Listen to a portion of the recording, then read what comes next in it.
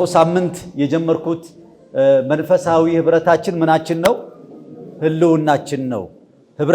መንፈሳዊ ህብረት ከሌለን ህልውናችንም አደጋ ላይ ይወድቃል። መጽሐፍ ቅዱስ በግልጽ ሲናገር እርስ በርሳችሁ ስትበላሉ እንዳትጠፋፉ ተጠንቀቁ ነው የሚለው። ስለ ህብረት ከብሉይ ኪዳን አንስተን ተመለከትን።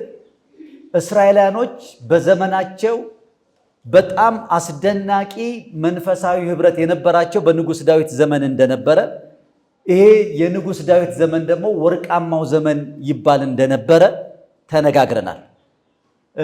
ንጉሥ ዳዊት ደግሞ ይሄ አይነት ስኬት ይሄ አይነት ድል የሚገኘው ደግሞ በመንፈሳዊ ህብረት መሆኑን ሲናገር በመዝሙር 133 ወንድሞች በህብረት ቢሆኑ መልካም ነው፣ ያማረ ነው፣ እግዚአብሔር በረከትንም ህይወትንም ለዘለዓለም በዛ ስፍራ አዟል እንዳለ በምሳሌ ሲያስረዳ በአሮን ላይ እንደሚፈስስ በጢሙ በልብሱ መደረቢያ እንደሚወርድ የዘይት ሽቶ ነው።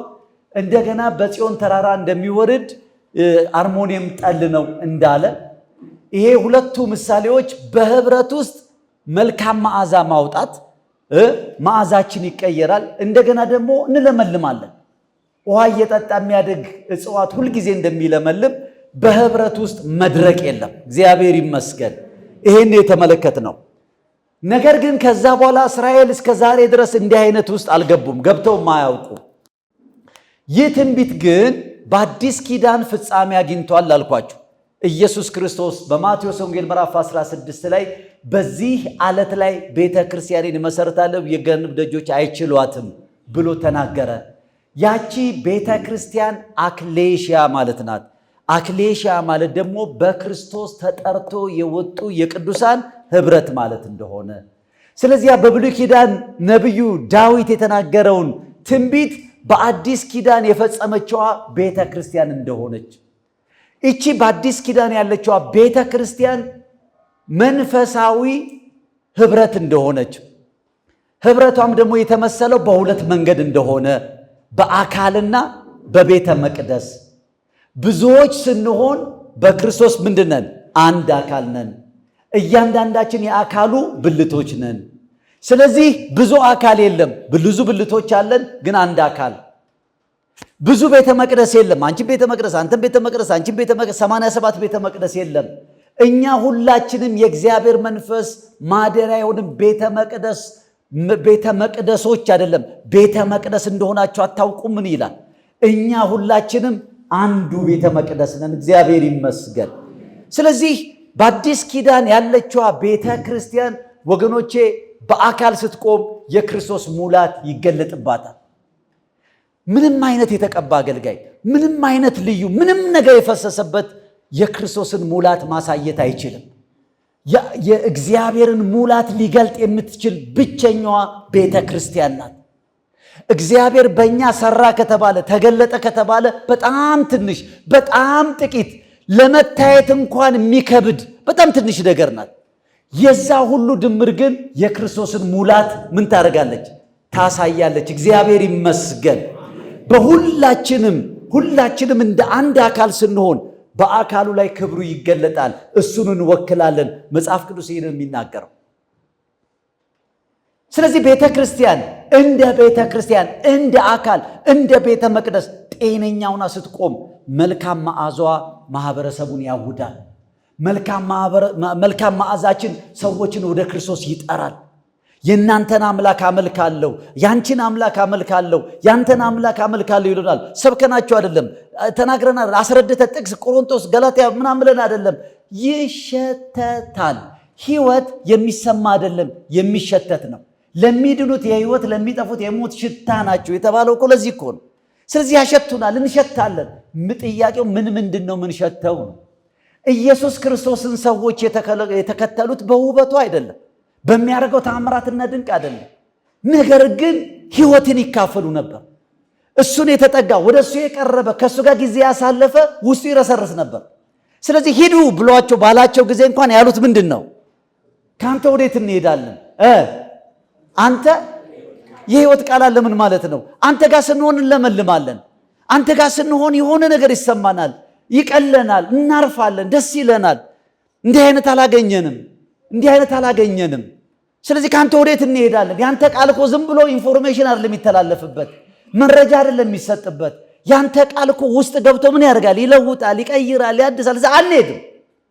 አንሄድም ካለ ሰዎች እኮ ወደ ቤተ ክርስቲያን የሚመጡት በማስታወቂያ ብዛት እኮ አይደለም። የሞተ እናስነሳለን፣ ቀንበር እንሰብራለን፣ ታሪክ እንሰራለን፣ ይዛችሁ ኑ ውጡ ግቡ አንተ ብሎ እንዲህ ይሄ ኢንቨስትመንት ይሄ ንግድ አይነት እንትን ነው አላለንም። መጽሐፍ ቅዱስ አላለንም። እንደሱ አልተናገረም። የምስራቹን ቃል እንድንናገር ነው። የእግዚአብሔርን ወንጌል እንድናገር ነው። ከእግዚአብሔር ጋር ታረቁ። በእኛ አንደበት ላይ እግዚአብሔር ኦፊሻሊ ያስቀመጠው ቃል ና ትፈወሳለህ፣ ና ትበለጽጋለህ፣ ና ተአምር ታገኛለህ፣ ና እግዚአብሔር ቀንበርን ይሰብርልሃል የሚል የድለላ ቃል እግዚአብሔር አልሰጠንም።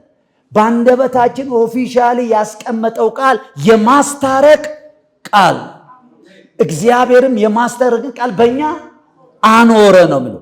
ምን ብሎ ኑ ከእግዚአብሔር ጋር ታረቁ ብለን ክርስቶስ እንማልዳለን። እናንተ ጋር ብመጣ እፈወሳለሁ፣ እናንተ ጋር ብመጣ ቀንበሬ ይሰበራል፣ እናንተ ጋር ብመጣ ጥያቄ መልስ ያገኛል። ወንድሜ ሆይ ብዙ ችግር እንዳለብህ አውቃለሁ። ችግር ላይ እንደሆንክ አውቃለሁ። ችግርን እግዚአብሔር ለመፍታት በጣም ቀላል ነገር ነው። ከዛ በላይ ግን የከበደ ችግር አለብህ። ኃጢአተኛ ነህ፣ ከእግዚአብሔር ጋር ተጣልተሃል፣ የዘላለም ፍርድ ይጠብቃል። ባታምን ወደ ሲኦል ትወርዳለህ። ክርስቶስ በመስቀል ላይ የሞተው ከሞት በኋላ የሚጠብቅ ከባድ ነገር ስለሆነ ነው። ና ወደ ጌታ፣ እሱ ይፈውሳል። ምን ችግር አለ? ግን ተፈውሰ ነፍስ ባይድን ምን ስትሉት ሰውየው የሚመጣው ለመፈወስ አይደለም። ድርጅቱ ታሪኩ ቀንበሩ እንዲሰበር አይደለም። ኃጢአተኛ ነኝ ብሎ እጁን ዘርግቶ ነው የሚመጣው። የመጡትን ደግሞ ጌታ ፈውስ ለልጆች ምንድን ነው? እንጀራ ነው። የመጡትን ይፈውሳል እግዚአብሔር። ፈውስ እንትን ይሆናል ምናምን እንትን ይሄ የመዝቀጣችን ከመንፈሳዊ ነገር የመጉደላችን ትልቅ ምልክት ነው። ይሄን አላል እግዚአብሔር ወገኖቼ ትልቁን ስልጣን የሰጠን የማስታረቅ ስልጣን ነው። ቤተ ክርስቲያን ትልቁ የተሰጣት ወንጌል የወንጌል አደራ ነው። ወንጌል ምንድን ነው? ወንጌል ክርስቶስ ነው። ወንጌል በመስቀል ላይ የሞተው ጌታ ለሰው ልጆች ሁሉ ወደ ሲኦል እንዳይወርዱ የዘላለም ፍርድ እንዳያገኛቸው እኛን ሾሞ አስቀምጦናል። ሳይንቲስቱን፣ ጥበቃ ሰራተኛውን፣ የቤት ሰራተኛውን፣ የቤት እመቤቱን፣ ትንሹን፣ ትልቁን፣ ቀዩን፣ ጥቁርሁን፣ ምንም ሁን የምትኖርበት ዋናው ዓላማው ደሞዝ አይደለም። የምትኖርበት ዋናው ዓላማው የምስራቹን ቃል ለመናገር ነው። ስለዚህ የኔ የምስራች ቃል ደግሞ እንደፈለግ ነው እየሆንን ኢየሱስ ያድናል ኢየሱስ እንደዚህ አይባልም። ለዚህ የሚመጥን ስብዕና፣ ለዚህ የሚመጥን የተለወጠ ህይወት ሰዎች እንዲቀኑ ሰዎች ያንቺን አምላክ ያንተን አምላክ ፈልገዋለሁ። ምክንያቱም አንተ ጉቦ አትበላም፣ በስነ ስርዓት ነው መስሪያ ቤት የምታስተናግደን፣ አንተ አታጭበረብርም፣ አንቺ አትዋሽም፣ አትቀጥፊም፣ አመንዝር አይደለሽም ሲሉ ነው። ይሄ እኮ ሙያ ፕሮፌሽን እኮ አይደለም። ይሄ መንፈሳዊ ጉባኤ ነው። መንፈሳዊ ጉባኤ ከሆነ እኛ አልተጠቀምንበትን ለሌላ ሰው መናገር አንችልም። ተጠቅመንበታል፣ ተለውጠንበታል፣ ተቀይረንበታል። እየሰማችሁ ነው። እግዚአብሔር ይመስገን። እኔ በሰፈሬ የድር ሊቀመንበር ነኝ። የጸጥታና የልማት ኮሚቴ መሪ ነበርኩ። አሁን ጨርሼ ወርጃለሁ። ልነግራችሁ አልችልም። ወደ 70 ምናምን አካባቢ ቤተሰቦችን እድር ሊቀመንበር የክርስቲያን እድር እኮ አይደለም ብላችሁ የሰፈር እድር ሙስሊሙ ያለበት፣ ኦርቶዶክሱ ያለበት፣ ክርስቲያኑ ያለበት እኔ ምረጡኝ ብዬ አይደለም። እሳቸው ይምሩን። እሳቸው ተብዬ ተጠርቼ በሌለውበት ነው የመረጡኝ። እግዚአብሔር ይመስገን። ቤቴን አይተዋል፣ ኑሮዬን አይተዋል፣ አገልግሎቴን አይተዋል፣ ጨዋ መሆኔን አይተዋል። ስለዚህ እሳቸው ይምሩን ተብሎ እሁድ በወር አንድ ቀን ዛሬ አይደለም የሚቀጥለው ሳምንት አሁን ከረባት የለብሼ እድር ቁጭ ብዬ ገንዘብ ሰበስባለሁ። እንደዚህ እንትን ነው ሊቀመም ጸሐፊ አለ እንትን ብለን እናደርጋለን። ይሄ የተመረጥኩት እኮ በልሳን በመጸለይ አይደለም። ይሄ የተመረጥኩት እኮ የፈውስ ጸጋ የማስተማር ጸጋ ስላለኝ አይደለም። የያዝኩት ወንጌል ትልቅ ስለሆነ በሰው ፊት በአግባብ በስርዓት መመላለስ ካልቻልኩኝ የጋን ውስጥ መብራት ነው የምሆነው። ወገኖች የጋን ውስጥ መብራት። ዛሬ ብዙ አማኞች በስተናል፣ ግን አቅም የለንም። ሌቦች፣ አጭበርባሪ፣ አመንዝራ፣ ውሸታም፣ ቀጣፊ፣ ዱርዬ፣ ወንበዴ። ይሄ እኮ የኛ መገለጫ እኮ አይደለም። እርግጥ ነው ሁላችሁም የጌታ አይደላችሁ። የጌታ የሆኑትን ጌታ ያውቃል። እዚህ ቦታ ላይ የኛ አልነበሩምና ተለዩ ይላል። እኔ ሁላችሁም በጌታ ናችሁ ብዬ አላምን። ማለት ምን ማለቴ ነው? እናንተ ለራሳችሁ መስክሩ። እኔ ራሴ በጌታ መሆኔን አውቃለሁ። በጌታ ነው ካላችሁ በመስመሩ እንገናኛለን። እንጂ እኔ ሞኝ አይደለሁም። የሁሉ ግቢ ውስጥ ያለ በሙሉ አማኝ ነው ብዬ አላስብም፣ አስቤም አላውቅም። ወገኖቼ መጽሐፍ ቅዱስ የሚናገረው ልንገራችሁ። እንግዲህ ለዛሬ ሳምንት የተቀጣጠርነው ምንድነው? ይሄ የአክሌሽያ የቤተ ክርስቲያን ህብረት፣ የአካል ህብረት እንዴት ይጠበቃል? እንዴት ይጠበቃል? ቤተ ክርስቲያን አክሌሽያ ነው ብለናል አይደል? የክርስቶስ አካል ናት ብለናል። አካል እርስ በርሱ ተገጣጥሞ አንዱ አካል ሌላውን አታስፈልገኝም እስከማይል ድረስ እጅግ ውስብስብ በሆነ መንገድ እግዚአብሔር አድርጎ ስለገጠመው አንዱ የአካል ክፍል ሲታመም ሆስፒታል እንሄዳለን። አብረን ነው የምንሄደው እንጂ አውጥተን አንጥልም። እና እንደውም አንዳንድ ሰው ልቡ ሲሞት፣ ጉበቱ ሲበላሽ፣ ኩላሊቱ ፌል ሲያደርግ ሲሞት እኮ ሌላው ጤነኛው አብሮ ይቀበራል።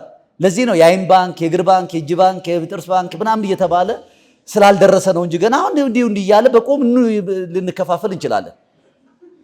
ስለዚህ ህብረታችን ምናችን ነው? ህልውናችን ነው።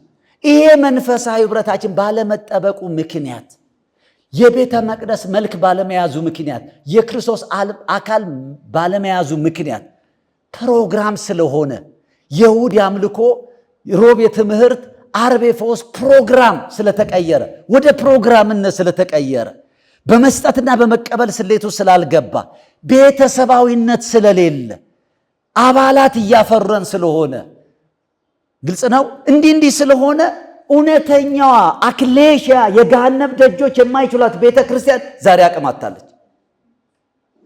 እውነተኛዋ ቤተ ክርስቲያን አክሌሽያ ግን የገሃነም ደጆች አይችሏትም፣ አይቋቋማትም። የምታስረው የታሰረ፣ የምትፈታው የተፈታ ይሆናል። አንዳንድ አገልጋዮች እንዲህ ሲናገሩ ሰምቼ የተናገርኩት ነገር መሬት አይወድቅም፣ አስራለሁ፣ ፈታለሁ ይላሉ። አትሰራም፣ አትፈታምም፣ አታስርም። ለቤተ ክርስቲያን የተሰጠውን አንተ ምንም አይነት አገልጋይ ብትሆን ልታደርገው አትችልም። ከተጻፈልን ምን ማድረግ የለብንም? ማለፍ የለብንም። የቤተ ክርስቲያን የቤተ ክርስቲያን ነው፣ የቅዱሳን የቅዱሳን ነው፣ የአገልጋዮች አገልጋይ። እንግዲህ እቺ ቤተ ክርስቲያን እንዴት ትጠበቃለች የሚለውን ሁላችንም ድርሻ አለን። ምዕመኑ ድርሻ አለው፣ አገልጋዩ ድርሻ አለው። እያንዳንዱ ነገር ላንብብላችሁ። መጽሐፍ ቅዱስ ሲናገር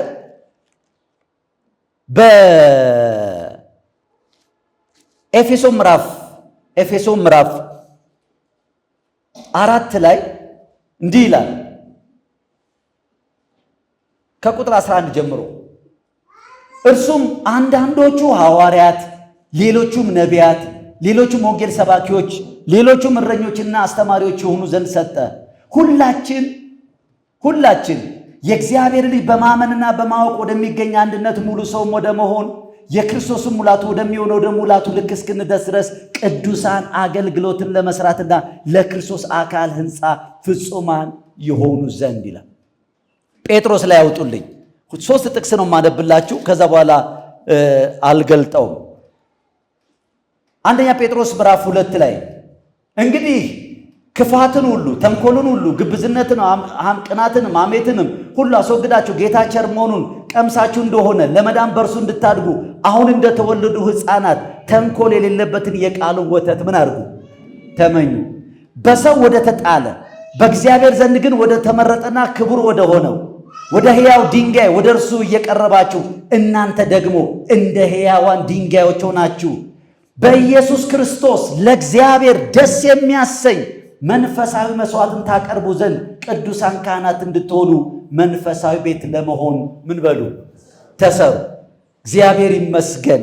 የመጨረሻ ጢሞቴዎስ ላይ ሁለተኛ ጢሞቴዎስ ላይ እንዲህ ይላል። ምዕራፍ 3 ቁጥር 17 የእግዚአብሔር ሰው ፍጹምና ለበጎ ሥራ ሁሉ የተዘጋጀ ይሆን ዘንድ የእግዚአብሔር መንፈስ ያለበት መጽሐፍ ሁሉ ለትምህርት፣ ለተግሳጽ፣ ልብን ለማቅናት፣ በጽድቅ ላለ ምክር ደግሞ ይጠቅማል። 3 ሐሳቦች ነው ያነበብኩላችሁ። አንደኛው አሁን ያነበብኩት ሳትረሱት፣ የእግዚአብሔር ሰው አማኝ ፍጹምና ለበጎ ሥራ ሁሉ የተዘጋጀ ይሆን ዘንድ የእግዚአብሔር መንፈስ ያለበት መጽሐፍ ሁሉ ለትምህርት፣ ለተግሳጽ፣ ልብን ለማቅናት፣ በጽድቅ ላለ ምክር ይጠቅማል። ሁሉ ማለት ከዘፍጥረት እስከ ራእይ ማለት ነው። የእግዚአብሔር ቃል መዝሙረ ዳዊት ብቻ አይደለም፣ ሮሜ ብቻ አይደለም፣ ገላትያ ብቻ አይደለም። ከዘፍጥረት እስከ ምን እስከ ራዕይ ስንት መጽሐፍ? 66 መጽሐፍ። እግዚአብሔር ይህን 66 መጽሐፍ በእጃችን ያስገባው ፍጹምና ለበጎ ስራ ሁሉ የተዘጋጀን እንድንሆን። ምንድነው ያ በጎ ስራ? ምንድነው? ምን እንዲሆን ነው? ወገኖቼ ጴጥሮስ ላይ እንዳነበብኩላችሁ እንግዲህ በክርስቶስ ለእግዚአብሔር ደስ የሚያሰኝ መንፈሳዊ መስዋዕት ታቀርቡ ዘንድ ቅዱሳን ካህናት እንድትሆኑ መንፈሳዊ ቤት ለመሆን ተሰሩ። ወደ ክርስቶስ ሙላት መንፈሳዊ ቤት እንደ ህንፃ ተሰሩ ይላል። ስለዚህ መንፈሳዊ ህይወታችን መሰራት አለበት፣ ማደግ አለበት። እንደገና ደግሞ የእግዚአብሔር ቃል ደግሞ መመገብ አለብን። ተንኮል የሌለበትን የቃሉን ወተት ነው የሚለው። ምን ማለት ነው? ተንኮል የሌለበት የቃሉ ወተት ማለት ቃሉ ተንኮል አለበት? አይ፣ ተንኮለኞች ሰዎች ግን ቃሉን ሲጠቀሙ ቃሉ የተንኮል ቃል ይሆናል እንጂ መጽሐፍ ቅዱስ የተንኮል ቃል አይደለም። መጽሐፍ ቅዱስ የእግዚአብሔር ቃል ነው። የተንኮል ቃል የሚሆነው ሰዎች ቃሉን ጠቅሰው ቃሉ ከሚለው ሐሳብ ውጪ አጀንዳ ለማስፈጸም ሲሞክሩ ያኔ የእግዚአብሔር ቃልነቱ ይቀርና የምን ቃል ይሆናል? የተንኮል ቃል ይሆናል። ባለቤቴ አንድ የነገረችኝ ክፍለ ሀገር እዛ በነበረችበት ጊዜ አንድ አገልጋይ ከመሪዎች ጋር ተጣላ። በጣም ኃይለኛ ግጭት ነበራቸውና መጨረሻ ላይ በቃ አልሆነም ነገሩ፣ ተሰናበተና የመጨረሻ መድረክ እንስጠው ተብሎ ይህን ያገለገለውን ጉባኤ አገልግሎ ይሂድ ተብሎ መድረክ ተሰጠውና የዛን ቀን ቆሞ ያካፈለው ቃል ነው ደስ የሚለው። ርዕሱ ምን መሰላችሁ? እናንተና አህዮቻችሁ እዚህ ቅሩ፣ እኔና ልጄ ግን መስዋዕትን እናቀርባለን የሚል ነው። እናንተ የሚለው ጉባኤውን ነው። አህዮች የሚለው መሪዎችን ነው። እናንተና አህዮቻችሁ እዚህ ቅሩ፣ እኔና ልጄ ግን እግዚአብሔርን በዛ ሄደን እናመልካለን። ቃሉ የእግዚአብሔር ቃል ነው።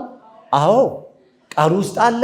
አዎ ግን እሱ ስለገጠመው ጠብ ነው እንደሚያወራው። አብርሃም መስዋዕት ለእግዚአብሔር ሊያቀርብ እናንተ እዚህ ሁኑ፣ እኔና ልጆቼ እናንተና አህዮቹ እዚህ ቅሩ፣ እኔና ልጄ ግን ሄደን ለእግዚአብሔር መስዋዕት አቅርብ እንመጣለን ነው የሚለው። ሐሳቡም መንፈሱም ከዚህ ጋር የተያያዘ አይደለም። ግን ያን ጥቅስ ያዘና ከዛ በኋላ ኃይለኛ ነገር ተናገረ። ባጭር ቃል ስድብ ነው። ይሄ የእግዚአብሔር ቃል አይደለም። ይሄ የተንኮል ቃል ነው። የጽድቅ ቃል አይደለም። ሰውን አያንጽም፣ ወደ ህይወት አያመጣም። በ97 ቅንጅትና ኢህአዴግ በተያያዙበትና ኃይለኛ ግርግር በነበረበት ጊዜ አንድ መጽሔት ነበረ በጥቅስ የሚጻፍ በቃ የእግዚአብሔርን ቃል እንትን አድርጎ ጎልያድን ቅንጅትን ጎልያድ ቅንጅትን ዳዊት ኢህአዴግን ጎልያድ አድርጎ ኃይለኛ መንፈቃ ሳሙኤል ይጠቀሳል፣ ገላትያ ዘፍጥረት ይጠቀስ፣ ማይጠቀስ የለም። ሰው ተሯሩጦ ነው በቃ ቅንጅት ያሸንፋል ብሎ ማለት ነው። ቅንጅት እግዚአብሔር ከቅንጅት ዳዊት ማለት ነው። ቅንጅት ምንም እንኳን ይሄ ኢህአዴግ የሚባለው መሳሪያም ታንክ ምንም የሚኖረው መንግስትም ይሁን ጎልያድ ነው እሱ ብሎ ጻፈ እና እኛ ስንጠብቅ ማን ያሸንፍ ጥሩ ነው? ጎልያድ። ማን ያሸነፈው? ኢህአዴግ። አይ ምርጫው ተጭበርብሮ ተው እሱን እዛ አቁሙ። ቀጠለ እሱ በቃ ቀጠለ። ሲያሸንፍ አይደል የሚቀጥለው? ቀጠለ። ዳዊት ግን እንኳን አሸንፏል። ያ ህዝብን ለማነሳሳት ህዝብን ባልተገባ መንገድ ለመውሰድ መንፈሳዊ ጥቅሶች በሙሉ የእግዚአብሔር ቃል አይደለም። የምን ቃል ነው የሚባለው? የተንኮል ቃል። የእግዚአብሔር ቃል የሚባለው በተጻፈበት መንፈስ በተጻፈበት ሐሳብ በታማኝነት ስናገለግል ነው። እኛ ምን እንደምንባል ታውቃላችሁ? የቃሉ አገልጋዮች። የቃሉ አገልጋዮች። እኔ ከሌ አገልጋይ ሲባል እኔ ካሌ አገልጋይ ሲባል ይሄን የሚናገረው ነው የሚበልጠው ወይንስ ያኛው? እኔ ከበደ አገልጋይ ሲባል ከበደ ነው ተገልጋዩ ነው የሚበልጥ? አገልጋዩ ነው የሚበልጠው። ይሄ አይደል እንዴ? የቃሉ አገልጋይ ማለት ከኔ ምን ይበልጣል ማለት ነው? ቃሉ ይበልጣል ማለት ነው። እኔ እዚህ ጋር ቆሜ ስናገር እንደፈለኩት ለማውራት መብት የለኝም። መጽሐፍ ቅዱስ ይሄን ይናገራል። ማንም ለገዛ ፍቃዱ እንዳይተረጉም ከእግዚአብሔር ቃል ነቢያትም እንኳን በገዛ ፍቃዳቸው በመንፈስ ቅዱስ ተነድተው ነው የተናገሩት ብሏል። ስለዚህ ጤነኛ የእግዚአብሔር ቃል ነው ሰዎችን የሚለውጠው። ስለዚህ የእግዚአብሔር ቃል ወገኖቼ መሰረታዊ ነው። እንደገና ደግሞ መንፈሳዊ ቤት ሆነን ለመሰራት ነው። እዛ ጋር ኤፌሶን ምዕራፍ 4 ቁጥር 11 ላይ ስነግራችሁ 5 ለቤተ ክርስቲያን የተሰጡ አገልጋዮች አሉ። ማናቸው ስማቸው? ሐዋርያት፣ ነቢያት፣ መጋቢዎች፣ ወንጌላዊ፣ አስተማሪ።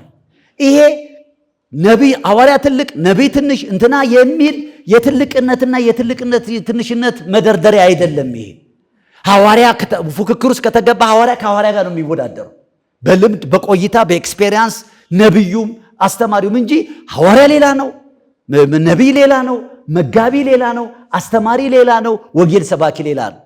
ሁሉም ስጦታ ነው። ለቤተ ክርስቲያን የተሰጡ ምኖች ስጦታዎች ናቸው። ምንድነው? እነዚህን እግዚአብሔር ለቤተ ክርስቲያን ለምን ሰጠ? አስቡ። እኔ ለቤተ ክርስቲያን የተሰጠው አስተማሪ ነኝ። ስለ ራሴ ጭምር ነው የምናገረው። ለቤተ ክርስቲያን የተሰጡ ናቸው። ለምንድን ነው እግዚአብሔር እነዚህን የሰጠው?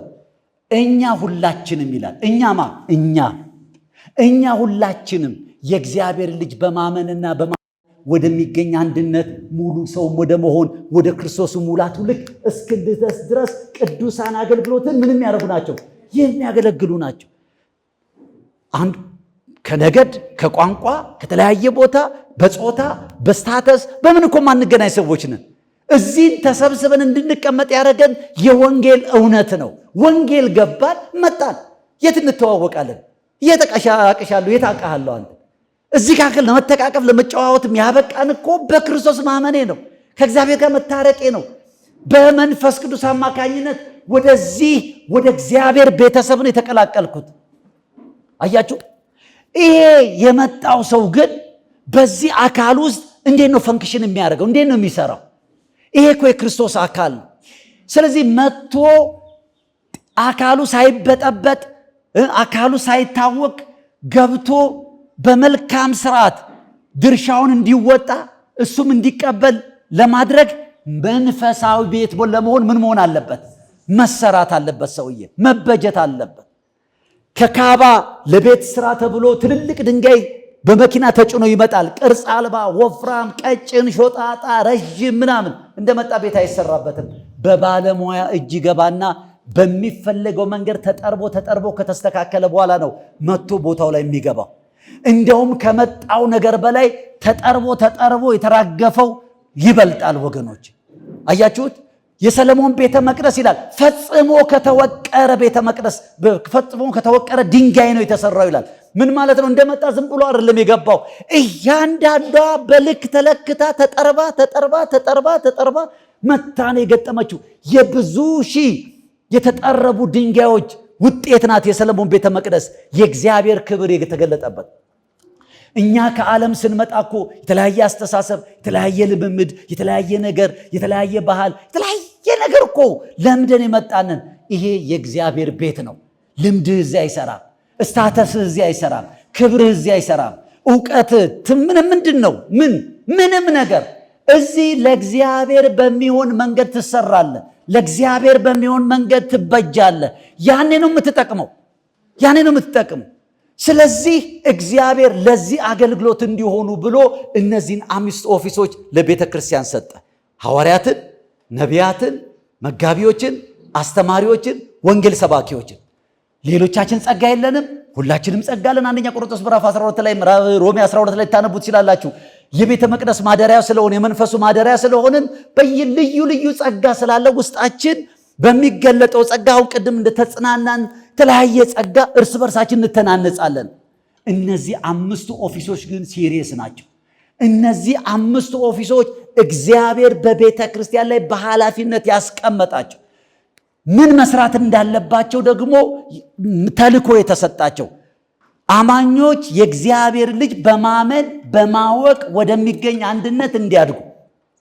ምን ማለት ነው? ነቢዩ መጥቶ በነቢይ ከተገለገልሽ እውነተኛ ነቢይ መሆኑ የሚታወቀው ስለ ክርስቶስ ያለሽ መረዳት ይጨምራል። በጌታ ላይ ያለ እምነትም ያድጋል። እውነተኛ አስተማሪ፣ እውነተኛ አገልጋይ፣ እውነተኛ ሐዋርያ ምንጊዜም በተመሰረተው መሰረት ላይ እየገነባ የሚሄድ ነው። ግልጽ ነው? የሰማችሁ ነው? እስቲ እጃችሁን እንደዚህ ያሳዩ። እግዚአብሔር ይመስገን። ስለ ህንፃ መንፈሳዊ ቤት ለምን ተሰሩ ይላል። በሀገራችን መሬት ስላላችሁ ቦታ ስላላችሁ ህንፃ መስራት አትችሉ። መንግስት አለ፣ ህግ አለ። በምድር ላይ 3 ተቋማት ከእግዚአብሔር የተሰጡን መለኮታዊ ስልጣን ያላቸው ናቸው። ቤተክርስቲያን፣ መንግስትና ቤተሰብ። ይሄ እግዚአብሔር ዓለምን የሚያስተዳድርበት ሰዎችን የሚያስተዳድርበት በምድር ያስቀመጣቸው የስልጣኑ መገለጫዎች ናቸው። ማን? መንግስት፣ ቤተክርስቲያን፣ ቤተሰብ። በጣም ላስረዳችሁ ይችል ነበር፣ ጊዜ ለመቆጠብ ብዬ ነው። ስለዚህ ይሄ መንግስት ይሄንን ማህበረሰብ የመጠበቅ ግዴታ አለበት። ስለዚህ የፈለከውን ህንፃ መስራት አትችልም። አንደኛ መሬቱ ያንተ መሆኑን ህጋዊ ካርታ ማምጣት አለብን፣ ህጋዊ። ሁለተኛ እሰራለሁ ብለህ የምትለውን ነገር ደግሞ በትክክለኛ በሚመለከተው ባለሙያ አሰርተ ፕላንን አውጥተ በአርክቴክቱ ማቅረብ አለብህ። መንግስት ያስቀመጠው ባለሙያ አለ፣ ይፈትሸዋል፣ ያየዋል። ሲፈቅድልህ ነው መስራት የምትችለው። ወደኋላ በል ወደፊትና ወደ እንትን ይልሃል። አትችልም ይልሃል። ቦታውን ፈልገዋለሁ ይልሃል። አይሆንም ይልሃል። አይቻልም አለ ከላይ የሚመራ የሚያስተካክል። ያ ህንፃ 5ም ይሁን 7ም ፎቅ ይሁን ያ ህንፃ ያ ሰው የባለቤቱ ሊሰራ የፈለገው ሰው ካርታውን ይዞ ሲመጣ በዛ ህንፃ ውስጥ ስትራክቸራል ኢንጂነር የሚባል አለ፣ ኤሌክትሪካል ኢንጂነር የሚባል አለ፣ ሳኒተሪ ኢንጂነር የሚባል አለ፣ ሌላም የሚባሉ ይኖራሉ። ኢንጂነሮች ናቸው፣ ግን የራሳቸው ፕሮፌሽን ያላቸው። አንዱ ኤሌክትሪክ ነው የሚሰራው፣ አንዱ በፎቁ ላይ ያለው ፍሳሽ የሚሰራ አንዱ። የነዚህን 5ቶቹን ኢንጂነሮችን በዛ ህንፃ ላይ እንዴት እንደሚሰሩ በትክክል የወጣ ስታንዳርዱን የጠበቀ አሰራር ማቅረብ አለበት። ያውም ደግሞ ኤሌክትሪካል ኢንጂነር ሳኒተሪ ኢንጂነር ስለተባለ አይደለም። ያ ኤሌክትሪካል ኢንጂነር የተባለው የት የተማረ ነው? የት ነው የተማረው? ቢራቢሮ ኮሌጅ ነው? አይቻልም። እንትን ነው? አይቻልም። እውቅና ካለው ኮሌጅ ታውቃላችሁ። መንግስት በአሁኑ ሰዓት ተማሪዎች ተፈትነው 3% እንዳለፈ 3% የትምህርት ጥራቱ ወድቆ በጣም እኮ አንዳንዱ ጊዜ እኮ በአይምሮ እኮ ያማል እኮ በጣም እኮ ትክክል እኮ አይደል። በአንድ ቦታ ላይ አንዲት ልጅ አግኝቼ አልተማርሽም ወይ ምድረ ጽላት ነው የምትሰራው መሰለህ? ኤሌክትሪክ እንትን ኬሚካል ኢንጂነሪንግ ነው የተማርኩት። ጽላት ነው እየሰራች ያለች። የለም ቁጭ ብላችሁ ብታወሩም ደግሞ የእሷ ነው ጥፋቷ? የእሷ ጥፋት አይደለም። እንደ ሀገር የትምህርት ስርዓቱ ተበላሽቶ ስለነበር ወድቆ ስለነበር አይሆንም። ስለዚህ ከየትም ቦታ አንዳንድ የግል ኮሌጆች እኮ ፈተና የሰጧችሁና አስተማሪው እየመጣ ራሱ አጥቁር ይላችኋል። ይሄንን አጥቁረው ይሄንን አጥቅራችሁ እየሳቃ እሺ ቲቸርዬ እያላችሁ እና በእንዲህ አይነት ቢራቢሮ ኮሌጅ የሰራችሁትን ህንፃ ማን ይኖርበታል?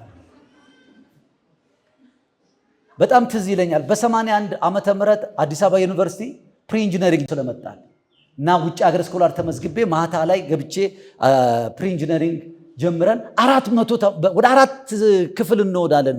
የተማሪው ገና ፍሬሽማን እኮ ነው እና ግጥም ብለናል። ትልልቅ ሞል ነው እና አስተማሪው ገና ሊያስተምረን መጥቶ ሳቁ።